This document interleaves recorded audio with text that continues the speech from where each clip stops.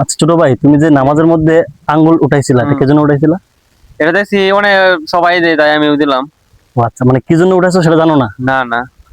আপনাদের মধ্যে অনেকেই আছেন যে এই নামাজের মধ্যে যখন আমরা আত্মাহিয়াত পাঠ করি তখন কিন্তু আঙ্গুল উঠাই, ঠিক আছে, কিন্তু কেন ওঠায় এটা কিন্তু অধিকাংশ লোকই জানে না ওনার মতো, ঠিক আছে। তো আপনারা জেনে নিন যে আঙ্গুলটা কখন ওঠাতে হয় এবং কেন ওঠাতে হয়, ঠিক আছে।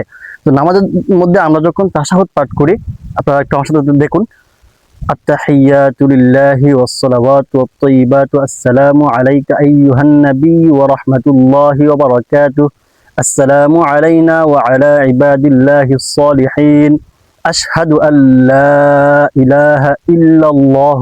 অর্থাৎ আমরা যখন তাশাহুদ পাঠ করার সময় আশহাদু আল্লাহ বলবো, তখন আঙ্গুলটা উঠাবো, আশহাদু আল্লা ইলাহা ইল্লাল্লাহ, ইল্লাল্লাহ বলার আগ পর্যন্ত রাখবো, আবার ইল্লাল্লাহ বলার সময় আবার নিচের দিকে ঝুঁকিয়ে দেবো, ঠিক আছে।